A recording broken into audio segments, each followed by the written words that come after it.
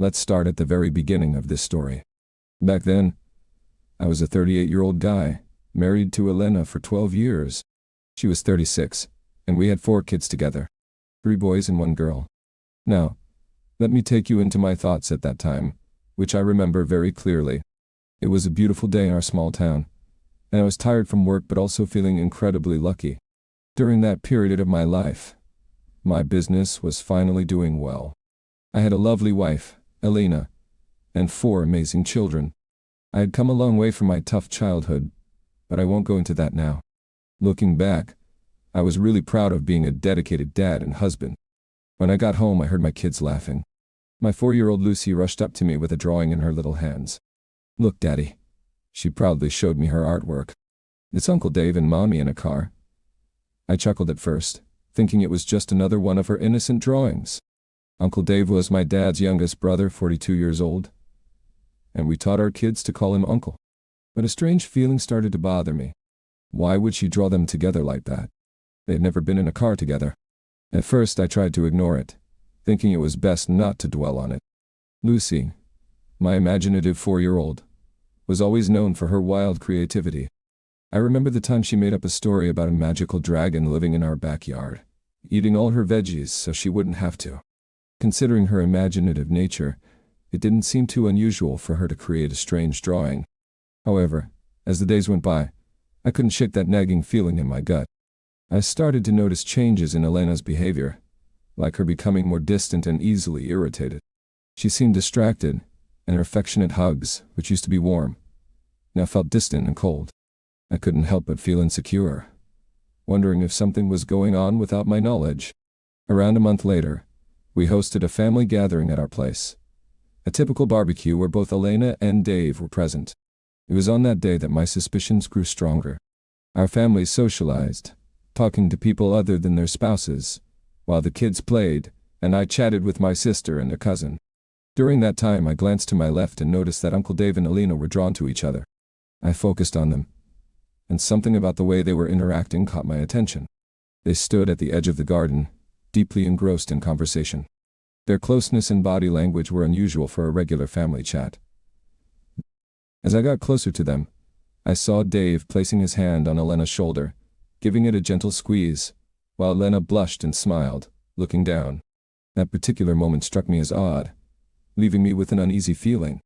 It seemed like they had a connection that went beyond the usual family dynamics, and I, as her husband, felt like an outsider. Their relationship seemed to be more than just family-related, and it left me questioning the true nature of their connection. Sometimes, your instincts send a signal that something is not right.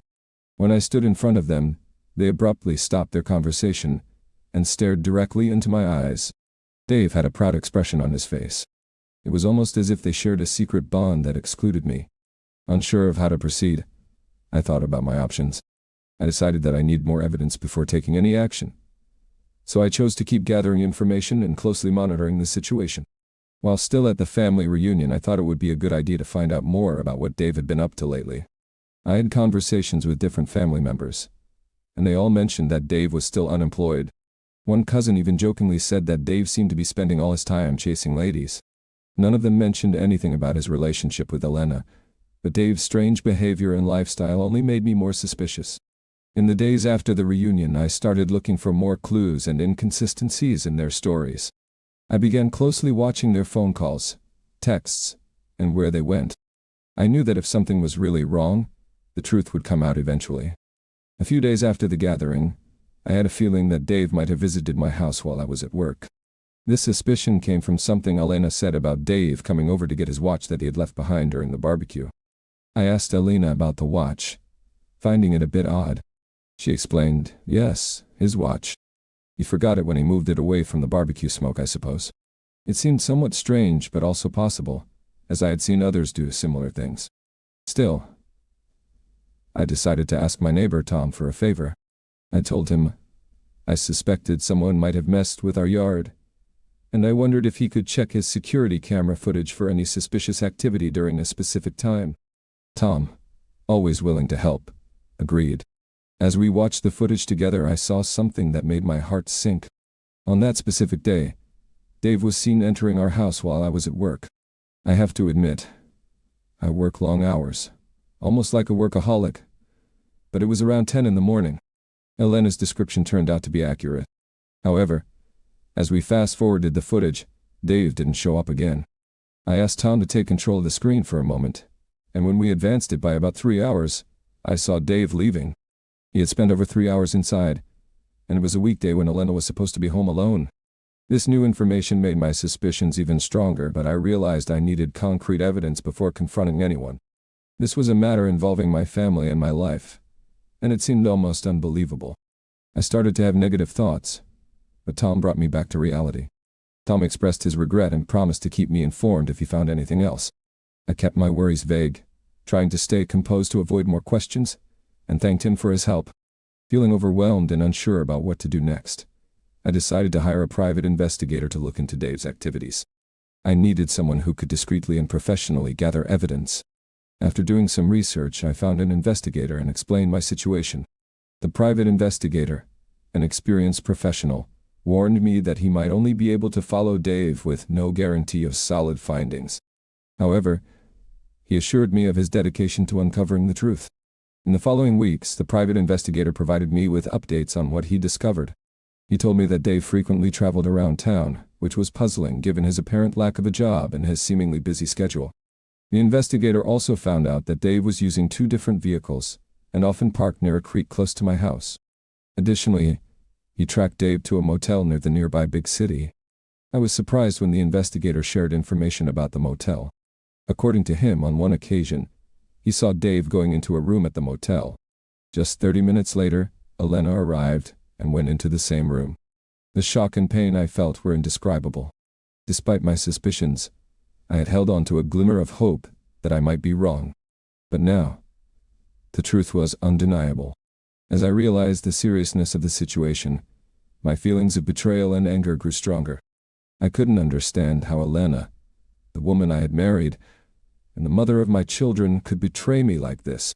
The life we had built together felt like a facade, and knowing about her daily deception filled me with rage. Then there was Dave, a family member who had witnessed my growth, now responsible for tearing my family apart. He knew our history and I had trusted him, but he had betrayed me. My emotions were overwhelmed by hatred and fury towards both of them. I organized a family dinner at my sister's house to reveal their betrayal. I made sure the children wouldn't be there, as I wanted to protect them from the upcoming unpleasantness. I specifically asked my sister to help host the dinner, while keeping my true intentions a secret. She hesitated, but eventually agreed, trusting my judgment. However, not everyone could attend due to the unusual request for a dinner without children. My sister, who was aware of the plan but unaware of the specifics, informed everyone that she had a special message to share, which was the reason for her request. This piqued the curiosity of most family members. As the day of the dinner approached, I felt a looming sense of darkness. I knew that I was on the verge of upending our lives, but I couldn't allow Elena and Dave to escape the consequences of their actions. The profound sense of betrayal fueled my determination to hold them accountable. When the family gathered at my sister's house, a palpable tension hung in the air. Everyone was intrigued by the special message my sister was said to have prepared. Unbeknownst to them, it was I who had a startling revelation in store. I did my best to maintain a facade of composure, but internally, my emotions were in turmoil. The dinner commenced with the customary light-hearted conversations and laughter, but I couldn't fully engage. My thoughts were fixed on the impending moment when I would expose Elena and Dave. As the evening unfolded, I decided it was time to unveil the truth. I rose from my seat, my heart pounding in my chest, and cleared my throat to capture everyone's attention. The room fell into silence, with all eyes fixed on me. Gasps echoed throughout the room, and astonished expressions turned toward Elena and Dave. They both appeared stunned, resembling deer caught in headlights, their faces drained of color and eyes widened with fear. My sister, who had trusted my intentions without knowing the details, mirrored the shock of everyone else, but remained silent. As you can imagine, this has been a devastating revelation for me and our family. I simply couldn't bear the weight of this secret any longer. And I believe that all of you deserve to know the truth, I said, my voice quivering with emotion, but maintaining a semblance of steadiness. I've been collaborating with an attorney, and I intend to initiate divorce proceedings. I wanted to do this in front of all of you, as witnesses, so there would be no more falsehoods or concealed truths." At that moment, Dave abruptly rose and attempted to approach me, but my father swiftly intervened, his face flushed with anger. "You sit down and wait for your turn to speak," he snapped at Dave, who hesitated before returning to his seat. The room remained stunned, but I opted to emphasize my point. I presented photographs of Elena and Dave entering the same motel room on different occasions, clearly showing date stamps. The evidence was incontrovertible. Some family members began to express their support and offer condolences. My mother began to weep, while others were left speechless, simply gazing at Elena and Dave with a mixture of disappointment and anger. As the shock settled in, the reactions of Elena and Dave couldn't have been more different. While Dave quickly turned red with anger, hurling insults and even making threats, Elena simply froze and stared at the glass of water before her. I remained composed, maintaining eye contact with Dave, refusing to back down. Then, unexpectedly, Elena finally spoke. "I'm sorry. I'm so sorry," she murmured, her voice barely audible over the commotion of the family members. My father's expression shifted from anger to disappointment as he turned to Dave. "How long has this been happening?" he demanded. Dave responded, 3 years. His eyes filled with a disturbing sense of triumph, the same look he had when he touched my wife during the family barbecue. The room erupted with emotions as my family members began to shout and usher Dave toward the exit. I could sense the anger surging through my veins as I watched him depart, fully aware of the profound betrayal he had inflicted upon me and my family. With the commotion subsiding and Dave being escorted out of the house, the attention in the room shifted towards Elena and me. My dad and a few family members began gently guiding people from the dining room into the living room, leaving just Elena, my sister, my dad, and a couple of other relatives with me. As the door closed behind us, a heavy silence filled the room. My inner turmoil of anger and betrayal was a challenge to control, especially with Dave's revelation echoing in my mind. 3 years. I hadn't anticipated it lasting that long. My anger escalated, evident in my tone as I questioned Elena. "What do you want, Elena?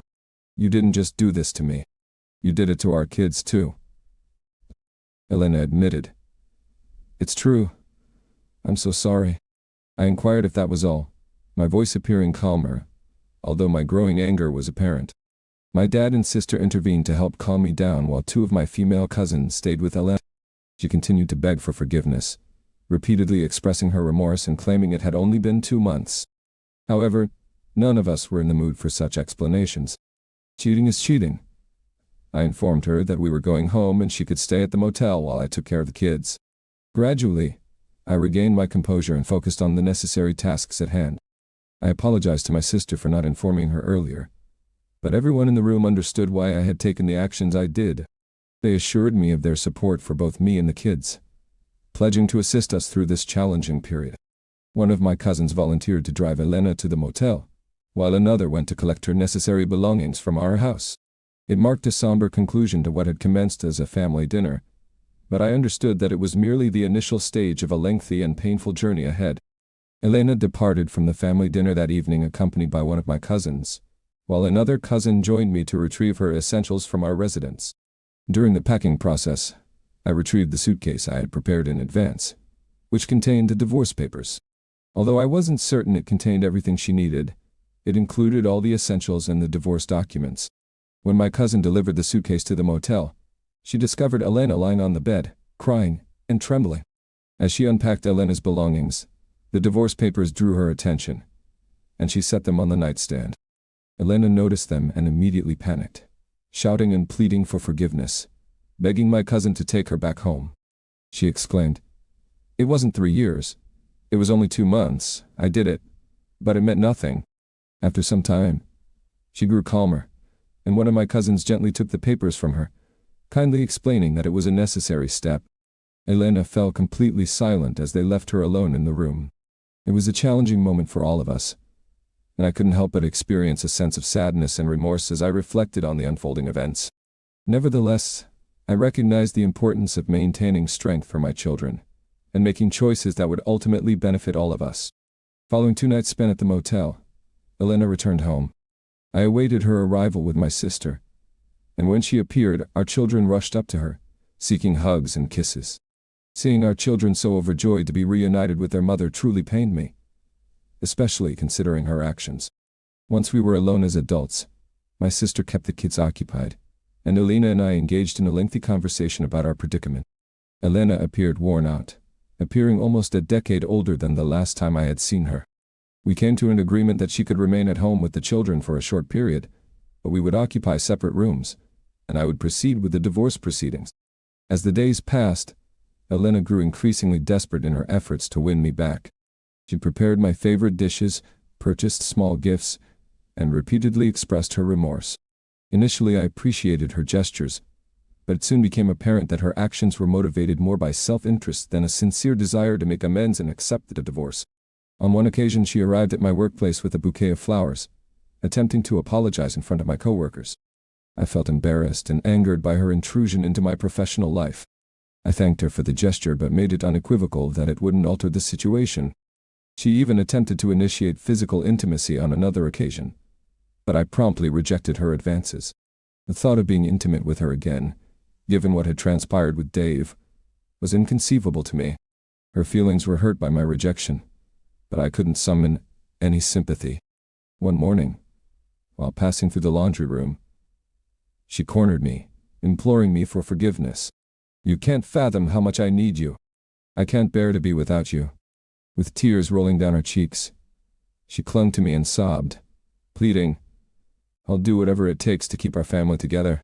The children need us as a strong family. I'll make amends." I couldn't find it within myself to forgive her. I expressed that my regret stemmed from expecting too much from her, realizing that loyalty and respect were too much to request after all those years. I made it clear that if I had known earlier that she could betray me and the family the way she did, I would have made different choices. After our conversation, Elena withdrew entirely, and I headed upstairs to continue my day, overwhelmed by profound sadness and regret over the state of our marriage. No matter how hard she attempted to win me back, the sense of betrayal and pain she had inflicted on me lingered. The last straw was when she involved our children in her efforts to reconcile.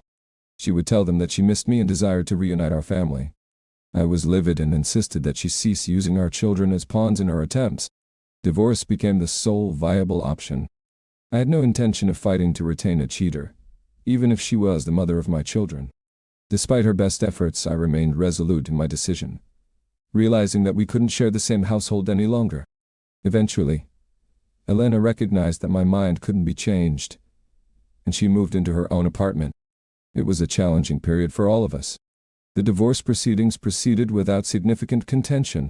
Elena accepted all the terms without resistance, and we reached an agreement for joint custody of our children. However, the majority of our assets were awarded to me, as it was an at-fault divorce.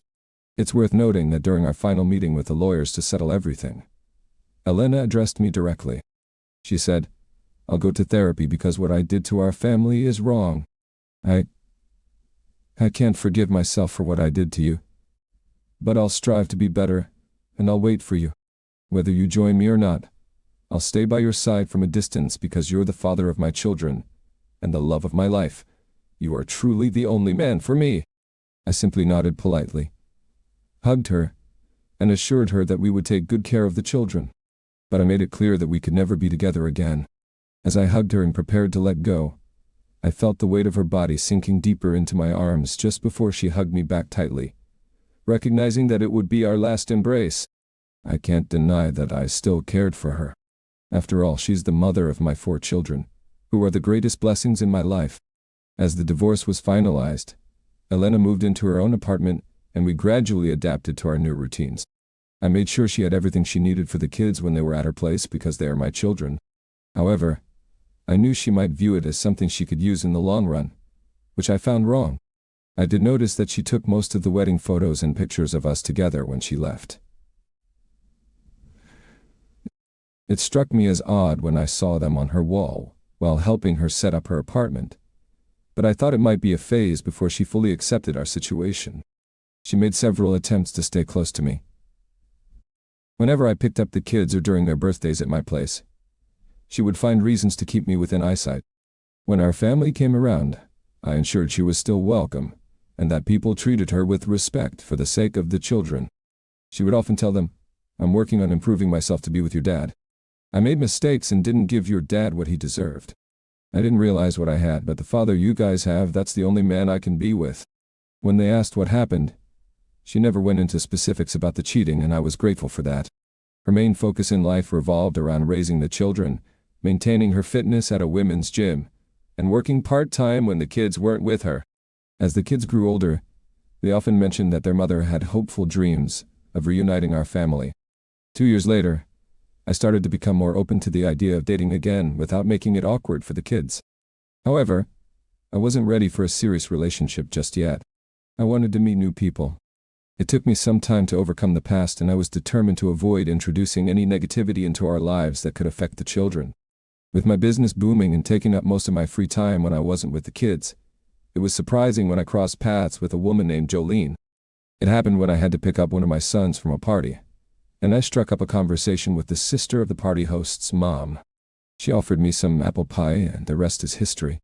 To this day, her hair reminds me of that first meeting with its long and silky brown locks. Jolene is a Latina woman who is 9 years younger than me.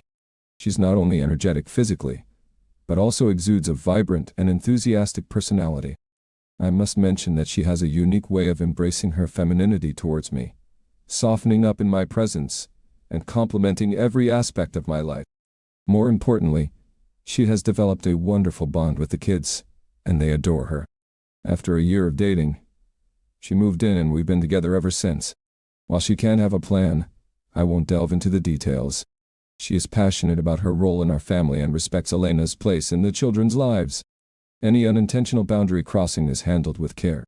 On one occasion, Jolene had to excuse herself to our daughter because she was concerned that she might be inadvertently hurting her mom, Elena. This happened after they had gone shopping together multiple times and had a great deal of fun. Our daughter expressed that shopping was her favorite pastime, and that she enjoyed spending that time with Jolene. From then on, they shared a fascination for fashion. The boys playfully teased them, especially when they started sharing a walk-in closet, a tradition that continues to this day. Now let me take you back to when Elena first met Jolene. Elena's initial encounter with Jolene occurred when she came to pick up the kids. At that time, Jolene and I had been dating for a few months, and I believe the kids had mentioned her to Elena before this meeting. While I can't recall their exact words, they had expressed their admiration for Jolene and mentioned that she occasionally stayed at our house. On the day they met, Jolene came outside to greet Elena. I want to be impartial here, but I could sense some tension on Elena's part as she watched Jolene approach. It's worth noting that Jolene is naturally cheerful and gets along with everyone. However, as I mentioned earlier, her feminine and engaging presence may have taken Elena by surprise. Even my own mother playfully acknowledges her beauty by giving her nicknames that highlight her femininity. Jolene tends to become a bit shy in response, which I find endearing, and I'm not alone in that sentiment. But back to the moment when they met. Elena's behavior was unlike anything I had ever seen from her before. She was exceedingly gentle and poised, almost as if she wanted to match Jolene's demeanor. Jolene in turn was sweet and respectful toward Elena. She offered a warm and sincere hug and tried, albeit unsuccessfully, to remain in the background during their social interaction. Jolene's genuine desire is to always do the right thing, and she deeply cares about not making others feel bad. That's just how she is.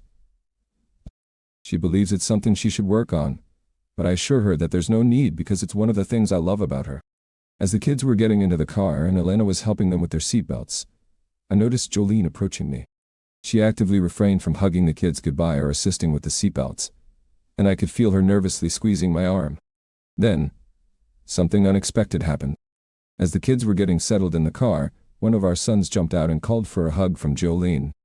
The others followed suit except for the oldest, who waved from inside the car.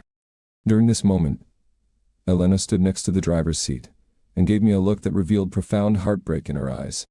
It was a heartbreak deeper than anything I had seen when we were finalizing our divorce with the lawyers present. I never discussed it with her, but in that moment, I could see into her soul. She was filled with regret and shame, utterly devastated by the realization that I, along with the kids, had formed a strong and healthy family unit without her. She wasn't just replaced. The truth hit her even harder. Her kids were now living in a wonderful household as a complete family unit, and her ex-husband, whom she had cheated on, had found a better woman in his life in every way. I have to admit, when I first found out about the affair, I wanted revenge, and I was furious at both my uncle for betraying us and Elena. However, it pained me to see her still hoping and trying. At this point, I genuinely want her to find happiness as well. But it's no longer my problem. She made the choice to pursue a relationship with creepy Uncle Dave, and she has to deal with the consequences. But let's get back to the encounters because there's more to the story. It actually got worse. The first time, right after that encounter at my house, I went to pick up the kids at Elena's place. I did it alone because Jolene didn't want to make Elena uncomfortable, and she preferred to prepare for the kids just before they arrived home. So there I am at Elena's place. The kids are too busy to greet their dad, and Elena asks me to talk privately. She doesn't start with small talk. She jumps right into it, asking me. You know, they talk about her a lot, but I think it could hurt them if she isn't serious. How serious is it? She knows me well. She knows that when I commit, it's for the long run. She was just trying to provoke a reaction. I noticed because she spoke in a playful tone and kept getting close when we talked.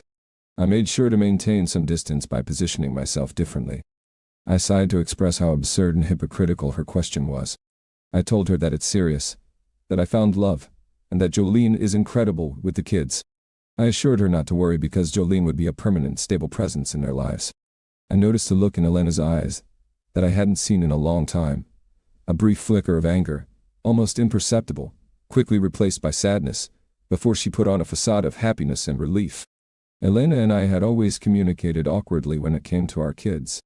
I was direct and concise while she tended to be chatty, discussing her therapy lessons, showing curiosity, and even being clingy at times. She continued, You know I meant what I said? I'll wait for you, I will. I interrupted her because I didn't want to entertain the topic any further. I told her that I hope she finds happiness, but not with me. She needs to seek it elsewhere. But I urged her to take it seriously to avoid negatively impacting the kids in the process. That was the end of our conversation. I didn't want to waste any more of my energy that could be better spent with the kids and my wonderful partner Jolene. Fast forward about 6 years, and this is no joke. My son returned from his mom's place, and during dinner he playfully remarked, Hey Dad, did you know that Mom keeps a picture of both of you on her nightstand? I cautioned him not to make jokes about it, emphasizing that his mother is doing her best. Surprisingly, her apartment is still adorned with our wedding photos over a decade later. Jolene was present at the dinner table and she doesn't mind at all. She doesn't have any negative feelings towards Elena and neither do I. The kids have grown up and are doing wonderfully. They still don't know the details. I'm quite sure of that. I'll share the truth with them when the oldest is past 21 and asks, but I want them to continue loving their mother. They spend a lot of time with her, and I make sure they hold her in the same high regard as I did before all of this happened. I've never mentioned to my daughter about her drawing. She doesn't remember it, and I won't connect her to her parents' divorce or her mother's past actions. Elena is terrific with the kids. She goes above and beyond for them every day. They mean the world to her. She just needs to understand that I'm not coming back. Physically, Elena is in great shape and could date anyone she wants, but she chooses to live alone in the same apartment. She has never broached the topic of rekindling our relationship. I no longer need to ensure that she's welcome at family gatherings when the kids are involved. She is free to join if it concerns the children. Jolene's sociable nature has helped Elena warm up a bit towards her, and I've witnessed them sharing smiles, which is nice. When Jolene hosts kids' parties at our place, she occasionally invites Elena to help out. But the reverse happens less often. Jolene doesn't expect Elena to initiate such invitations, and I trust Jolene to maintain a healthy distance, not getting too close. If there are significant changes in Elena's life, I could provide an update, but it might take more than 5 years. Reflecting on everything now, I realized that the divorce was the best outcome for me. It allowed me to grow and become a stronger individual. I've learned the importance of trusting my instincts and not ignoring my gut feelings. Most importantly, life is unpredictable, and it's our responsibility to make the most of every situation and keep moving forward. Before I conclude, let me add one last interesting tidbit. I almost forgot about Dave, our infamous uncle. He's lived in our town his entire life, and used to be quite popular. However, it seems that most people from his past either avoid him or give him unfriendly looks. But that's just speculation. Honestly, I haven't seen him in person in a long time. According to my cousins, he's taken a different path and it doesn't involve my ex-wife. He's not as sociable as he used to be. And at family gatherings, they mention how he's isolated in a small apartment in Wisconsin, rarely seeing the sun. It appears that the bottle has become his closest companion, and he spends his time rewatching content on streaming services, with family members occasionally checking in to ensure he's still alive. Elena and I never discussed it, but apparently he attempted to locate her and stays in touch with family members, inquiring about her well-being and if he can reach out to her. However, they don't entertain the idea of helping him. That all happened more than 6 years ago. I'm not sure why he disappeared the way he did, but I do know that he didn't even attend my cousin's wedding. People openly say he's not welcome, but I wouldn't ask them to make such a decision. I used to be open to the idea of encountering his boisterous self, just for a conversation to demonstrate what a real man is like. However, that's all in the past now, and it might disrupt the overall harmony of the family. So that concludes the story of the best uncle in the universe.